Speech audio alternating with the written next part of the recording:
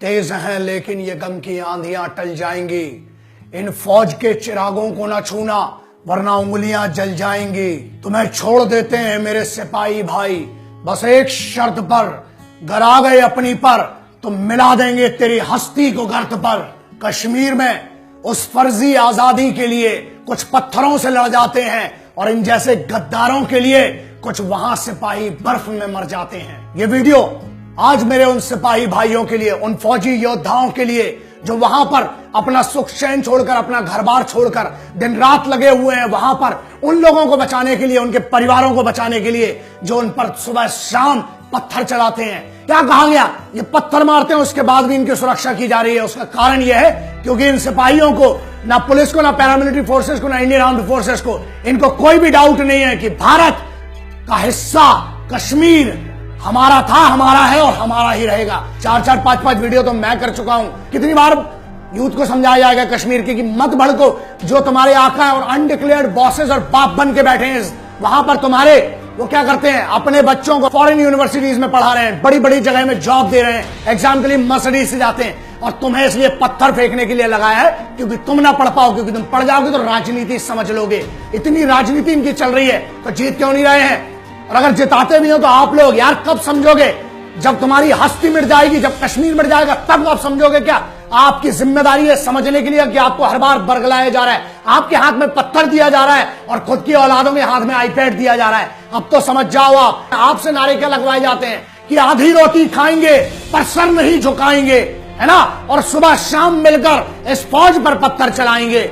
उसके बाद भी आर्मी कैंप्स के सामने दूसरे दिन सुबह फिर राशन में चावल के लिए और केरोसिन ऑयल के लिए लगे रहते हो। फिर भी दिल देखो उस फौजी का कितना बड़ा होता है कि तुम्हें बाढ़ आती है तो बचाता है, तुम्हारे आका बाप आते हैं वहां पर बचाने के लिए। जब अभी कल रात को जब वो गर्भवती महिला वहां अस्पताल से लौट रही थी, आपको तो इंसिडेंट भी नहीं पता होगा क्योंकि मीडिया में कुछ ऐसे गद्दार मीडिया वाले बैठे हुए हैं जो यहां की खाते हैं, हमारी रोटी खाकर अपने आका बाजू वाले देश और अपने बापों की खाते हैं। इन गद्दारों को मैसेज दूंगा आखिरी में बहुत क्लियर, शिकारे वाले को कौन सी आजादी, सब्जी बेचने वाले को कौन सी आजादी, फल बेचने वाले को कौन सी आजादी, मजदूर के लिए कौन सी आजादी, पता नहीं किस आजादी के लिए लड़ते रहते हो जो तुम्हारे आकाओं ने बताई है, जिन्होंने तुम्हें प्लांट किया वो तुम्हें आजादी, गलत आजादी बताते हैं। यार इस हिंदुस्तान में जी रहे हो इसलिए खुली सांस लेने का, और यहां तुम्हारे प्रोटेक्शन के लिए तेरी फौज है। तुम्हें पता है 3 लोग बर्फ में दबकर मरे हैं, एक जेसीओ थे और 2 एनसीओ थे, मरे हैं तुम्हारे लिए बटालिक सेक्टर में बर्फबारी में। 6 दिन बाद उनकी लाश मिल रही है। क्यों मरे हैं?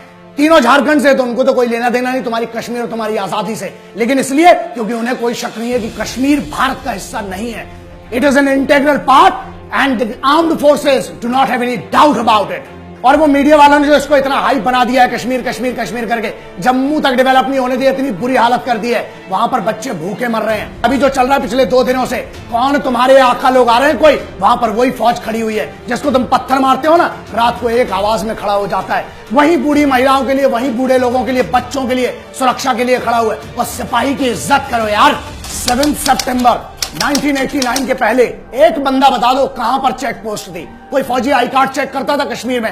अरे यार जन्नत को मिटा मारा तुम लोगों ने मिलके।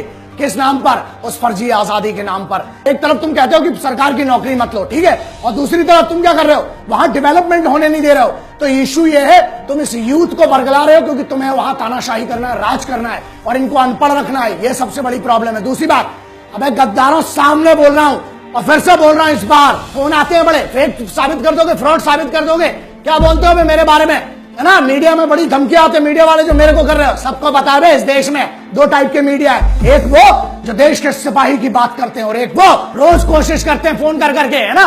आजकल तो बड़े डायरेक्ट कॉल आने लगे हैं। सुनो बे, आ रहा हूं 2 मई से लेके 28 मई तक कश्मीर में हूं, रॉयल एनफील्ड में घूमूंगा, जिसको जो उखाड़ते बने ना, चैलेंज दे रहा है बंदा, तुम्हारे उसी कश्मीर में हूं और अपने भाइयों से मिल रहा हूं। और मैं देखना जितना होगा मेरे से मिलो जिसको कोई डाउट है यार आजादी के बारे में। हम इस देश को मिलकर बेहतर बनाएंगे यूथ के लिए। यू आर माय ब्रदर्स, मेरे को कोई डाउट नहीं है, इसलिए आ रहा हूं तुम्हारे लिए। और जितने ये बैठे ना गद्दार मीडिया वाले और उधर जम्मू के गद्दार जितने जम्मू कश्मीर में, डेट बता रहा हूं और सबको पता चल जाएगा, होर्डिंग देख लेना। आ रहा हूं अकेला, जो उखाड़ते बने बे उखाड़ लेना। यूथ याद रखो, तुम्हें पढ़ना पड़ेगा, तुम्हें अपने हाथ में सत्ता लाना पड़ेगी, तुम्हें सिविल सर्विसेज क्लियर करना पड़ेगा, फौज ज्वाइन करना पड़ेगी अगर तस्वीर बदलना है तो। देश के खिलाफ मत लड़ो, देश के लिए लड़ो। जय हिंद, वंदे मातरम, इंकलाब जिंदाबाद, भारत माता की जय।